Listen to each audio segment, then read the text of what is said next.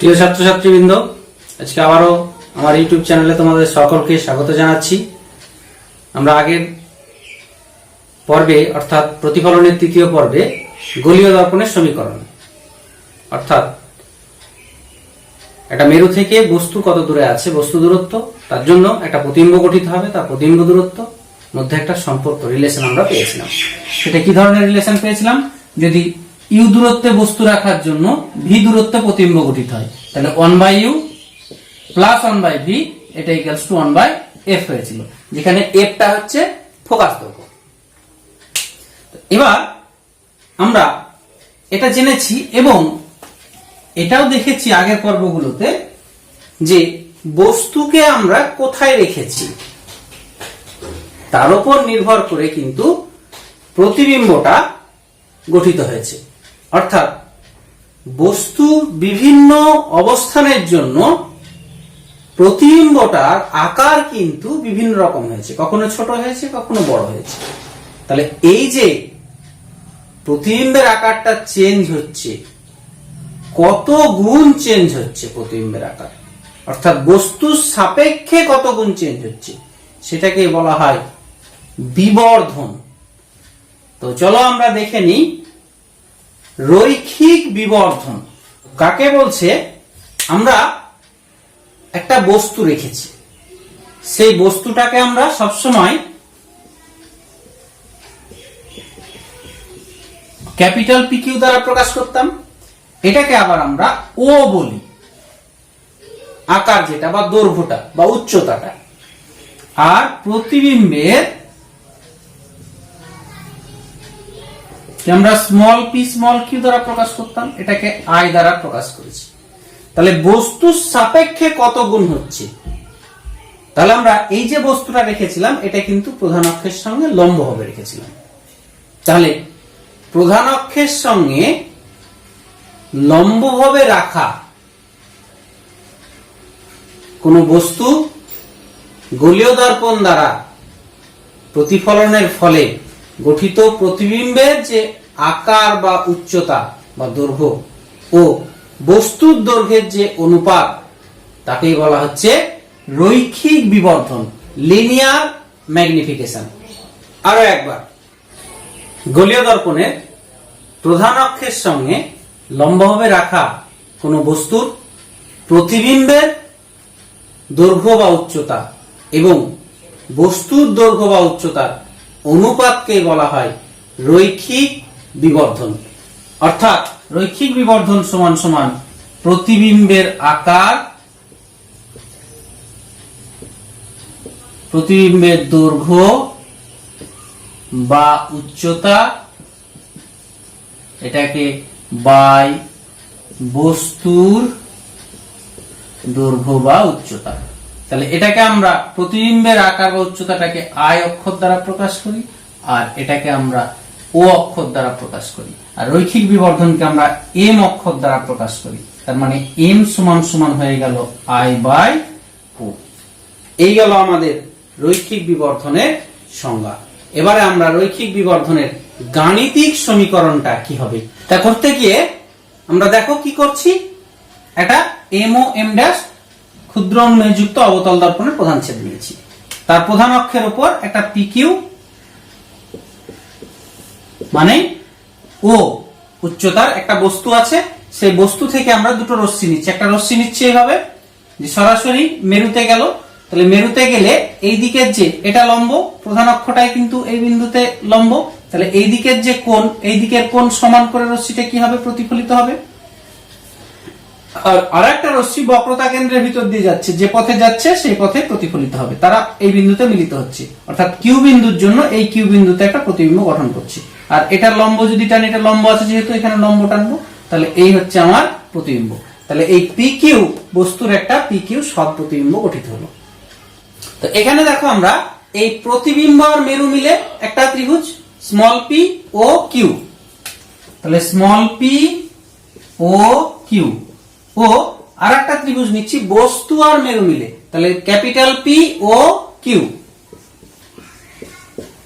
এই ত্রিভুজ দুটোর এই কোণটা আর এই কোণটা সমান লম্ব, এটা 90 এটা 90, আর এটা আপতন কোণ এটা, প্রতিফলন কোণ, তাহলে এই দুটো সমান, তাহলে দুটো সমান হয়ে গেল মানে থার্ডটা অটোমেটিক সমান হবে।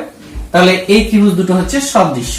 তাহলে সদৃশ্য হলে আমরা জানি তার অনুরূপ বাহুগুলো সমানুপাতি হয়। তাহলে এক্ষেত্রে এই ত্রিভুজটার লম্ব হচ্ছে P Q small Q by এই ত্রিভুজটা হচ্ছে capital P capital Q by এর ভূমিটার নাম কি ও ইন্টু স্মল পি আর এর ভূমিটার নাম হচ্ছে ও ইন্টু ক্যাপিটাল পি। এবারে আমরা চিহ্নের নিয়ম অনুযায়ী, সাইন কনভেনশনের নিয়ম অনুযায়ী দেখো এই পি কিউটা কোন দিকে আছে, নিচে। আমার এটা হচ্ছে এক্স অক্ষ আর এই দর্পণটা হচ্ছে ওয়াই অক্ষ। তাহলে ওয়াই অক্ষের নিচেরটা হচ্ছে নেগেটিভ, উপরেরটা পজিটিভ। তাহলে এইদিকে যে দৈর্ঘ্যটা মাপছি সেটা নেগেটিভ। তাহলে নেগেটিভ পি কিউ এর মান কত আমরা বলেছি, small P small Q equals to হচ্ছে আই ধরি আমরা। তাহলে এটা small I minus I by এই পি কিউ মানে কি, এটা বস্তু, বস্তুটাকে আমরা ও বলছি সমান সমান ওপি। ওপি মানে ও ইন্টু স্মল পি, অর্থাৎ মেরু থেকে প্রতিবিম্ব যত দূরে আছে প্রতিবিম্ব দূরত্ব। কিন্তু এটা মাপছি আমরা কোন দিকে, এক্স অক্ষের বাম দিকে। তাহলে বাম দিকে মাপলে নেগেটিভ। তাহলে এটা হচ্ছে negative V by O into capital P, মেরু থেকে বস্তু কত দূরে আছে। তাহলে এটা হচ্ছে বস্তু দূরত্ব। তাহলে এটাও মাপছি কিন্তু আমরা এক্স অক্ষের বাম দিকে। তাহলে এটাও হবে নেগেটিভ বা আই বাই ও সমান সমান এই মাইনাস কেটে যাচ্ছে, মাইনাসটা ওদিকে গেলে মাইনাস ভি বাই ইউ। তাহলে এই গেল আই বাই ও। এবার আমরা I by O equal to কি জানি, রৈখিক বিবর্ধন। তাহলে অতএব রৈখিক বিবর্ধন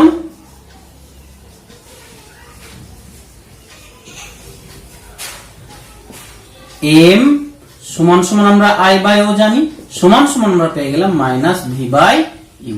তাহলে এখান থেকে আমরা এই ফর্মুলার সাহায্যে m equals to minus V by U, এই ফর্মুলার সাহায্যে কিন্তু আমরা রৈখিক বিবর্ধনটা পরিমাপ করে থাকি।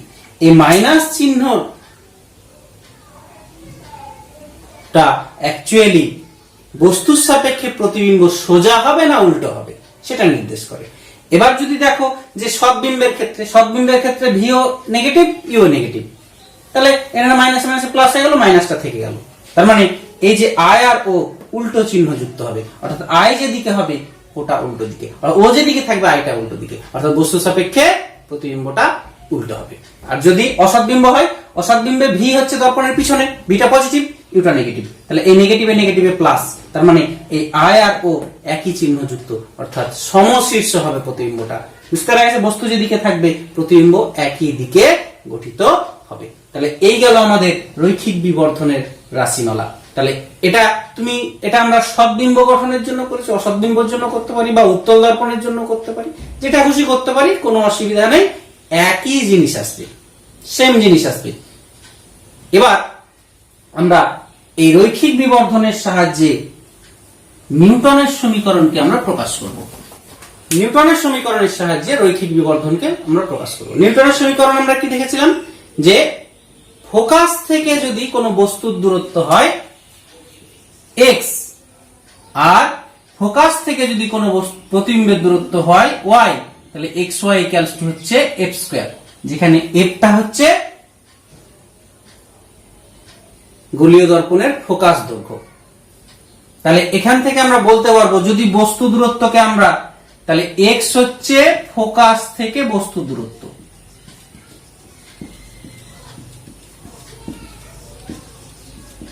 আর y হচ্ছে ফোকাস থেকে প্রতিবিম্ব দূরত্ব। তাহলে আমরা বস্তু দূরত্ব কত জানি, u সমান সমান তাহলে কত হবে, এই x এর সঙ্গে f যোগ হবে, কারণ f পরিমাণ কম মেপেছি তবে x পেয়েছি। একইভাবে প্রতিবিম্ব দূরত্ব কত হবে, v সমান সমান y এর সাথে f যোগ হবে। তাহলে অতএব রৈখিক বিবর্ধন আমরা জানি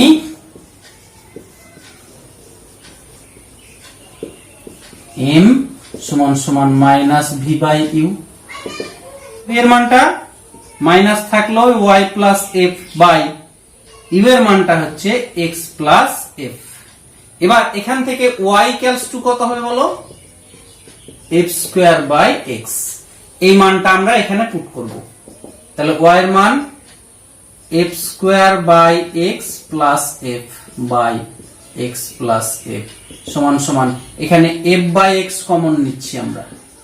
তাহলে এফ বাই এক্স কমন নিলে এখানে একটা এফ থাকছে, প্লাস এখানকার এফ চলে এসেছে কিন্তু নিচে একটা এক্স, তাহলে এক্সটা গুণ হবে বাই নিচে এক্স প্লাস এফ। তাহলে এটা একই জিনিস কেটে গেল, সমান সমান মাইনাস এফ বাই এক্স। তার মানে এম সমান সমান হয়ে গেল মাইনাস এফ বাই এক্স। এই গেল আমার নিউটনের সমীকরণের সাহায্যে রৈখিক বিবর্ধনকে প্রকাশ। ক্লিয়ার? এবারে আমরা বস্তু দূরত্ব মানে ইউ, ফোকাস দূরত্ব মানে এফ আর রৈখিক বিবর্ধনের এম এর সম্পর্ক নির্ণয় করব। আমরা জানি গোলীয় দর্পণের ক্ষেত্রে 1/v plus 1/u equals to 1/f, যেখানে আমরা কিন্তু লিখে দিতে পারি ইউ হচ্ছে বস্তু দূরত্ব, ভি হচ্ছে প্রতিবিম্ব দূরত্ব আর এফ হচ্ছে ফোকাস দৈর্ঘ্য। তাহলে এবার সবাইকে যদি ভি দিয়ে গুণ করি কি হবে দেখো, এটা 1 হয়ে যাবে, এটা ভি বাই ইউ হয়ে যাবে, এটা ভি বাই এফ হয়ে যাবে। তাহলে এ ওয়ানটাকে যদি ওদিকে পাঠাই ভি বাই ইউ সমান সমান ভি বাই এফ মাইনাস 1, তাহলে এখানে V minus F by F. তাহলে ভি বাই ইউ পেলাম। তাহলে অতএব রৈখিক বিবর্ধন এম সমান সমান আমরা জানি মাইনাস ভি বাই ইউ সমান সমান মাইনাস ভি এর মানটা, ভি বাই ইউ এর মানটা এখান থেকে বসিয়ে দেবো, V minus F by F. তাহলে মাইনাসটা গুণ করলে F minus V by F. তাহলে কি দাঁড়ালো, এম সমান সমান F minus V by F. এই হচ্ছে আমার রৈখিক বিবর্ধনের সঙ্গে প্রতিবিম্ব দূরত্বের সম্পর্ক। বস্তু দূরত্ব লিখেছিলাম, এটা বস্তু হবে না, এটা প্রতিবিম্ব দূরত্ব হবে। প্রতিবিম্ব দূরত্বের সম্পর্ক, অর্থাৎ বস্তু দূরত্বটা এখানে অমিট হয়ে গেল। নেক্সট আমরা করব বস্তু দূরত্বের সঙ্গে সম্পর্কটা। তাহলে বস্তু দূরত্ব যদি হয় তাহলে এবার আমরা কিন্তু আগের বার ভি গুণ করেছিলাম আর ইউ গুণ করব। তাহলে ইউ গুণ করলে ইউ বাই ভি প্লাস এটা 1 equals to u by F. তাহলে 1টাকে ওদিকে নিয়ে গেলে u by v equals to u by F minus 1। তাহলে লসাগু করলে u minus F by f, বাইটাকে উল্টে নিলে ভি বাই ইউ সমান সমান এটা উল্টে যাবে F by U minus F. তাহলে অতএব এম সমান সমান হয়ে যাচ্ছে মাইনাস ভি বাই ইউ জানি আমরা। তাহলে এখানে minus F by U minus F, এই মাইনাসটা যদি গুণ করে দিই তাহলে F by F minus U. তাহলে এম সমান সমান হয়ে গেল F by F minus U. এই হচ্ছে আমার বস্তু দূরত্বের সঙ্গে রৈখিক বিবর্ধনের সম্পর্ক। এবারে দণ্ডাকার কোনো বস্তু না থেকে যদি চ্যাপ্টা কোনো বস্তু প্রধান অক্ষের সঙ্গে লম্বভাবে থাকে, তাহলে চ্যাপ্টা বস্তুটার দৈর্ঘ্য এবং প্রস্থের দিকে দুই দিকেই কিন্তু প্রতিবিম্বের আকার ছোট বড় হতে পারে, তার মানে বিবর্ধন ঘটতে পারে। তাহলে সেক্ষেত্রে তার ক্ষেত্রফলের যে বিবর্ধন হবে, তাহলে সেই বিবর্ধনকে বলবো আমরা ক্ষেত্রীয় বিবর্ধন। তাহলে ক্ষেত্রীয় বিবর্ধনের সংজ্ঞাটা আমরা জেনে নিই কাকে বলছি। প্রধান অক্ষের সঙ্গে লম্বভাবে থাকা কোন তলের গোলীয় দর্পণ দ্বারা গঠিত প্রতিবিম্বের ক্ষেত্রফল ও বস্তুর ক্ষেত্রফলের যে অনুপাত, সেটাকে বলছে ক্ষেত্রীয় বিবর্ধন। তাহলে এই ক্ষেত্রীয় বিবর্ধন সমান সমান হচ্ছে প্রতিবিম্বের ক্ষেত্রফল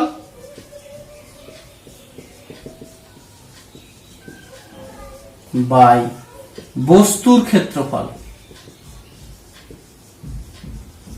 এখানে এই ক্ষেত্রীয় বিবর্ধনকে এম সিঙ্গেল ড্যাশ দ্বারা প্রকাশ করা হয়। তো এখানে যেহেতু ক্ষেত্রফল মানে দৈর্ঘ্য গুণিত প্রস্থ, আবার এই ক্ষেত্রফল মানে দৈর্ঘ্য গুণিত প্রস্থ, তাই এটা আসে হচ্ছে দুবার এম গুণ আসে ক্ষেত্রফলের, দৈর্ঘ্যের জন্য একবার প্রস্থের জন্য, তার মানে এম স্কয়ার। অর্থাৎ রৈখিক বিবর্ধনের বর্গ করলে আমরা ক্ষেত্রীয় বিবর্ধনটা পেয়ে থাকি। এবারে আমরা যেটা করব সেটা হচ্ছে, এতক্ষণ আমরা প্রধান অক্ষের সঙ্গে লম্বভাবে বস্তুটা রাখলাম, লম্বভাবে না রেখে যদি আমরা বস্তুটাকে প্রধান অক্ষ বরাবর শুইয়ে দিই, শায়িত অবস্থায় রাখি এরকম করে, তাহলে এই যে বস্তুটা আমরা রেখেছি পি কিউ, তাহলে এর একটা প্রতিবিম্ব গঠিত হবে, তাহলে এইরকম উল্টো প্রতিবিম্ব গঠিত হবে, অর্থাৎ এই পি বিন্দুটা এই দিকে চলে যাবে, কিউ বিন্দুটা এইখানে চলে আসবে। তাহলে এর যে প্রতিবিম্বের চেঞ্জ হলো, তাহলে এই যে চেঞ্জটা অর্থাৎ কত গুণ চেঞ্জ হলো, এটাকে আমরা বলি তার অনুদৈর্ঘ্য বিবর্ধন,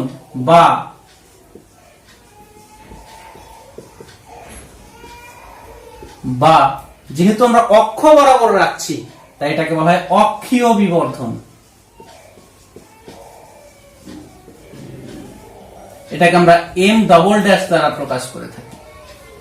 ইংলিশটা হচ্ছে লঙ্গিটিউডিনাল ম্যাগনিফিকেশন বা অ্যাক্সিয়াল ম্যাগনিফিকেশন। তাহলে এখানে আমরা দেখব কত হচ্ছে। তাহলে একই রকম সংজ্ঞাটা হবে এরকম যে প্রধান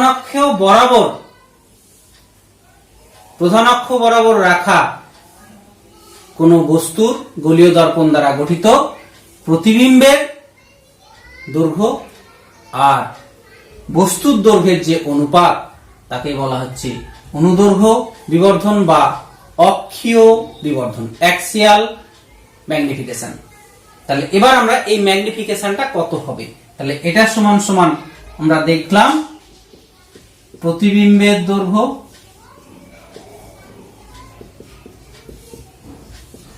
বাই বস্তুর দৈর্ঘ্য। তাহলে আমরা এই যে এখানে বস্তুটা দূরত্ব কিন্তু এই দিকের দূরত্ব একরকম, এই দিকের দূরত্ব একরকম, আমরা এই দিকের দূরত্বটাকে আমরা বলছি u1 অর্থাৎ এই প্রান্তটা, আর এই প্রান্তটার দূরত্বটাকে বলছি আমরা u2। আর প্রতিবিম্ব এটা এখানে গঠিত হয়েছে, তাহলে এটাকে বলছি আমরা v1, আর এটা এখানে গঠিত হয়েছে এটাকে বলছি আমরা v2, অর্থাৎ 2 নম্বরের দিকটা গঠিত হয়েছে এইদিকে।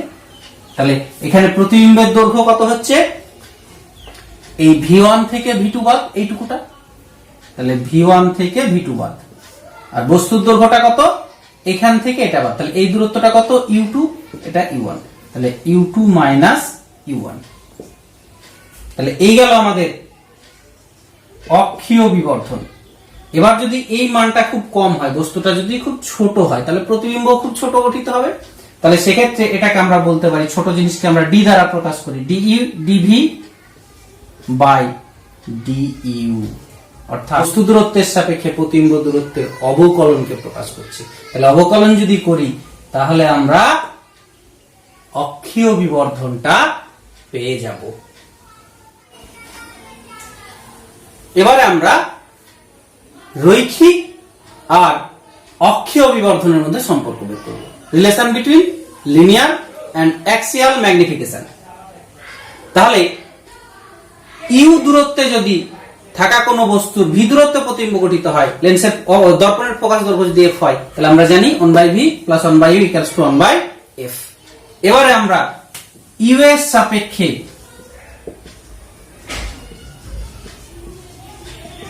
ভি এর অবকলন করে পাই। কিভাবে অবকলন করলে, এটা 1/v এর অবকলন তোমরা জানো -1/v²। যেহেতু আমরা এখানে ইউ এর সাপেক্ষে করছি তাই dv du সমান সমান 1/v এর হবে প্লাস 1/v এর হবে, তাহলে এখানে মাইনাস হয়ে যাবে, তাহলে প্লাসে মাইনাসে -1/u²। এফটা একটা দর্পণের জন্য ধ্রুবক তাই এটা 0, বা 1/v² dv du সমান সমান 1/u², ইউটা ওইদিকে চলে গেল, বা dv du সমান সমান এটা ওইদিকে গেলে -v/u তার স্কয়ার। এবার একটু আগে আমরা দেখলাম dv du টা কি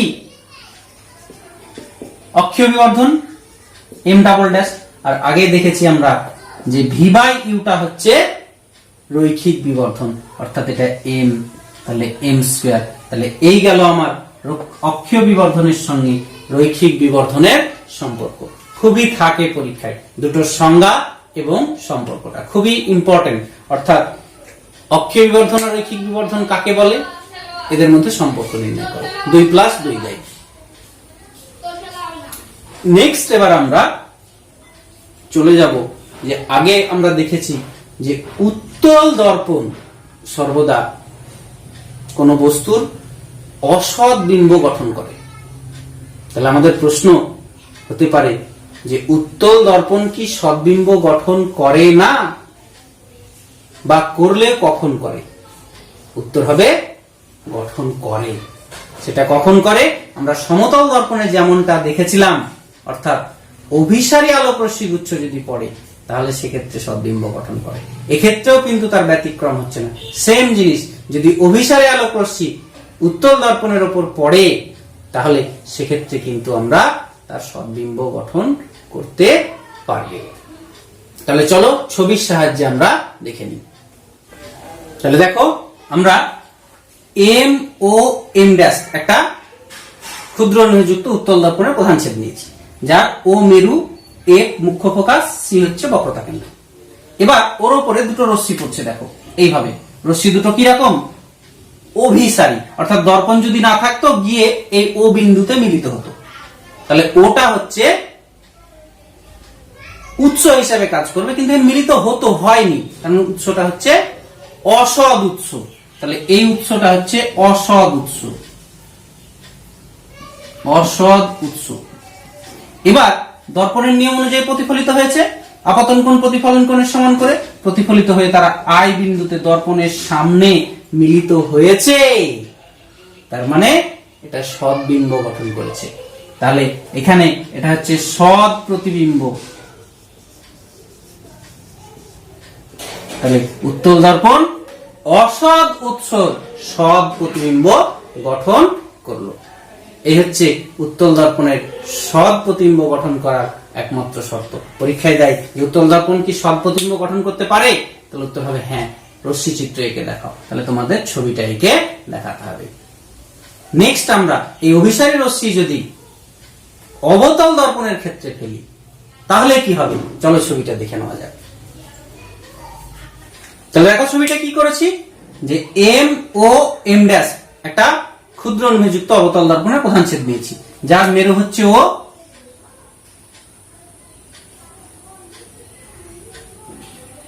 আর ফোকাস মুখ্য ফোকাস এফ, বক্রতা কেন্দ্র সি। তাহলে এখানে এই যে একটা দুটো অভিসারী রশ্মি পড়ছে দর্পণের উপর, দর্পণ না থাকলে তারা এখানে মিলিত হতো। তাহলে এখানে দুটো হয়ে যাচ্ছে, তাহলে এটাকে পি ধরে নি, পোল পি। পি হচ্ছে পোল, ও বিন্দুতে মিলিত হচ্ছে। তাহলে এই ওটা দর্পণ না থাকলে মিলিত হতো, মিলিত হয়নি সত্যি সত্যি মনে হচ্ছে আমাদের। তাহলে এটা অসৎ উৎস হিসাবে কাজ করছে। তাহলে দর্পণ কি করবে? রশ্মি দুটোকে প্রতিফলন করবে, প্রতিফলিত করে তারা সামনে আই বিন্দুতে মিলিত হচ্ছে। তার মানে এই উৎসটা হচ্ছে সৎ প্রতিবিম্ব। তাহলে অসৎ উৎসের সৎ প্রতিবিম্ব গঠন করলো অভিসারী রশ্মি গুচ্ছের জন্য। এই গেল আমাদের অসৎ উৎসের সৎ প্রতিবিম্ব গঠন উত্তল দর্পণ এবং অবতল দর্পণের ক্ষেত্রে। নেক্সট আমরা গোলীয় দর্পণের ব্যবহার সম্পর্কে জানব। তাহলে প্রথমে আমরা জানি যে অবতল দর্পণের কাছাকাছি যদি আমরা কোনো বস্তু ধরি সেটা বিবর্ধিত প্রতিবিম্ব দেখা যায়। অর্থাৎ আমরা যদি অবতল দর্পণের কাছাকাছি মুখ রাখি তাহলে আমাদের মুখটাকে একটু বড় করে বিবর্ধিত আকারের প্রতিবিম্ব আমরা দেখতে পাবো। তার জন্য দাড়ি কামানোর ক্ষেত্রে এই দর্পণ ব্যবহার করলে অনেক সুবিধা হয় দাড়ি কাটতে। এক নম্বর গেল। দুই হচ্ছে যে দন্ত চিকিৎসকরা যখন দাঁত দেখে তাদের মাথায় একটা দর্পণ লাগা থাকে দেখবে, অর্থাৎ তোমাকে হা করতে বললো কিন্তু মাথার ওই দর্পণের দিকেও তাকায়, অর্থাৎ ওই হা করতে বললো ওই জায়গাটাকে বড় করে দেখায়। অর্থাৎ অবতল দর্পণ দন্ত চিকিৎসকরা ব্যবহার করে থাকে। তারপরে দূরের জিনিস দেখার জন্য প্রতিফলক যে দূরবীক্ষণ, সেই দূরবীক্ষণে কিন্তু অবতল দর্পণ ব্যবহার করা হয়ে থাকে। নেক্সট এবার উত্তল দর্পণ। উত্তল দর্পণ জানি আমরা কোন বস্তুর সর্বদা ছোট আকারের ক্ষুদ্র আকৃতি প্রতিবিম্ব গঠন করে। তার জন্য একসঙ্গে অনেকগুলো প্রতিবিম্ব কোন দর্পণ ধারণ করতে পারে, দেখাতে পারে, গঠন করতে পারে। তাই গাড়ির ভিউ ফাইন্ডার হিসাবে, অর্থাৎ কোন গাড়ি ড্রাইভার পিছন দেখানোর জন্য, পিছনে কে আসছে দেখার জন্য, সেক্ষেত্রে কিন্তু উত্তল দর্পণই ব্যবহার করে থাকে। তার কারণ অনেকগুলো গাড়ি একসঙ্গে সে দেখতে পায় অনেক দূর পর্যন্ত, কারণ উত্তল দর্পণের দৃষ্টিক্ষেত্রটা অনেক বেশি। কারণ অবতল দর্পণের ক্ষেত্রে আমরা জানি যে কেবল দর্পণটা দর্পণের মতো কাজ করে, শুধুমাত্র ফোকাসের থেকে কম দূরত্ব। ফোকাসের থেকে অসীম দূরত্ব পর্যন্ত কোনো বস্তু থাকলে দর্পণের পিছনে কোনো প্রতিবিম্ব গঠন হবে না, অর্থাৎ গাড়ি আস্তে আস্তে ফোকাস পর্যন্ত দেখতে পাবে না, যেই ফোকাসে আসলো তারপরে হঠাৎ দেখতে পাবে, ফলে দুর্ঘটনা ঘটে যেতে পারে। তাই গাড়ির ভিউ ফাইন্ডার হিসাবে অবতল দর্পণ ব্যবহার করা হয়ে থাকে না, উত্তলই ব্যবহার করা থাকে। কারণ উত্তলে বস্তু যেখানেই থাক না কেন, সর্বদা তার পিছনেই দর্পণের পিছনে প্রতিবিম্ব গঠিত হয়ে থাকে। তাই উত্তল দর্পণ এবং অনেকগুলো প্রতিবিম্ব একসঙ্গে ছোট ছোট করে দেখা যায়, তাই উত্তল দর্পণটা গাড়ির ভিউ ফাইন্ডার হিসাবে ব্যবহার করা হয়ে থাকে। এবার নেক্সট আমরা দেখব, সেটা হচ্ছে দর্পণের ত্রুটি। আমরা বলেছিলাম যে গোলীয় দর্পণের উপাক্ষীয় রশ্মির ক্ষেত্রে একটা নির্দিষ্ট বিন্দুতে ফোকাস পাওয়া যায়, কিন্তু আমরা উপাক্ষীয় আর অক্ষপ্রসারী সব রশ্মিগুলোই যদি নিই তাহলে দেখব, তাহলে আমরা এম ও এম ড্যাশ একটা অবতল দর্পণ নিয়েছি। কোন দর্পণকে যতই ক্ষুদ্র উন্ময়যুক্ত বলি না কেন, প্রকৃতপক্ষে ক্ষুদ্র উন্ময়যুক্ত দর্পণ পাওয়া সম্ভব নয়। তাহলে সেই দর্পণের উপর শুধু যে প্রধান অক্ষের কাছাকাছি রশ্মিগুলো আসবে তা কিন্তু নয়, দূরের রশ্মিগুলো আসবে। তাহলে কাছাকাছি উপাক্ষীয় রশ্মি আমরা এঁকেছি, দেখো দর্পণের উপর পড়েছে, তারা প্রতিফলনের পর এইখানে মিলিত হয়েছে একটা দূরত্বে বিন্দুতে, F1 বিন্দুতে। আর দূরের রশ্মিগুলো যে প্রান্তিক রশ্মিগুলো আছে, সেই প্রান্তিক রশ্মিগুলো প্রতিফলনের পর কিন্তু কাছে মিলিত হবে, অর্থাৎ যেখানে ফোকাস বিন্দু পাওয়ার কথা একটা নির্দিষ্ট বিন্দু না পেয়ে আমরা এই যে F1 থেকে একটু এরকম চওড়া একটা লাইন পাবো। তাহলে এই যে ত্রুটিটা গোলীয় দর্পণের, এই ত্রুটিটাকে বলা হয় গোলীয় অপেরণ ত্রুটি। কাকে বলে গোলীয় অপেরণ ত্রুটি? যে বৃহৎ উন্ময়যুক্ত দর্পণের ক্ষেত্রে উপাক্ষীয় এবং প্রান্তিক রশ্মির জন্য আলাদা আলাদা ফোকাস বিন্দু পাওয়া যায়, একটি নির্দিষ্ট ফোকাস বিন্দু পাওয়া যায় না। এই যে ত্রুটি, এই ত্রুটিটাকে বলা হয় গোলীয় অপেরণ ত্রুটি। তো এই ত্রুটিটা দূর করার জন্য একটা বিশেষ ধরনের দর্পণ গঠন করা হয়, সেই দর্পণটাকে বলা হয় অধিবৃত্তীয় দর্পণ। কিরকম দর্পণটা? এইরকম টাইপের দর্পণ। আমরা বৃত্তের যেমন কেন্দ্র থাকে, অধিবৃত্তের তেমন কিন্তু ফোকাস থাকে। তাহলে এই ফোকাস বা নাভি থেকে তুমি যেখানেই যাও না কেন, দর্পণের প্রত্যেকটা বিন্দুর দূরত্ব কিন্তু সমান হবে,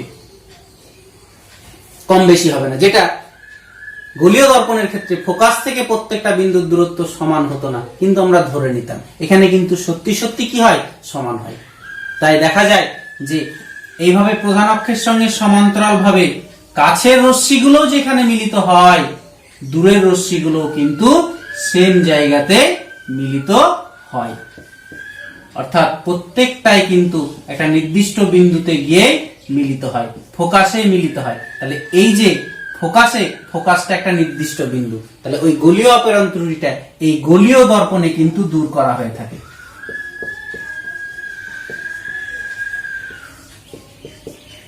এই কারণে কি হয়, এবার আলো আমরা জানি প্রত্যাবর্তক, অর্থাৎ এই চিহ্নগুলো যদি ঘুরিয়ে দিই, তাহলে ঘুরিয়ে দিলে কি দাঁড়াবে?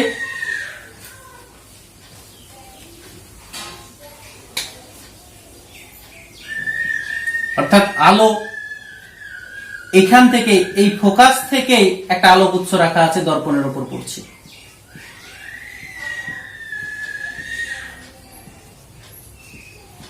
তাহলে কি হবে? প্রতিফলনের পর সবাই প্রধান অক্ষের সমান্তরাল হয়ে যাবে, অর্থাৎ সমান্তরাল হওয়ার জন্য বহুদূর পর্যন্ত আলোটা যেতে পারবে। আর এই টেকনোলজিটা কাজে লাগিয়ে গাড়ির হেডলাইট বা সার্চ লাইটে ওই ফোকাসে আলোর বাল্বটা রাখা থাকে, তাই ফোকাস থেকে আর পিছনে অধিবৃত্তীয় দর্পণ দেওয়া থাকে। সেই অধিবৃত্তীয় দর্পণে কিন্তু একটা অবতল দর্পণ, on kind of concave mirror.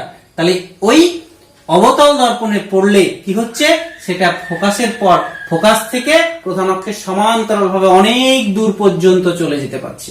তাই গাড়ির হেডলাইট বা সার্চ লাইটে এই অধিবৃত্তাকার দর্পণটা ব্যবহার করা হয়ে থাকে। আর যদি অধিবৃত্ত না হয়ে অবতল হতো তাহলে কি হতো, এটা সমান্তরাল ভাবে না গিয়ে চারিদিকে ছড়িয়ে যেত।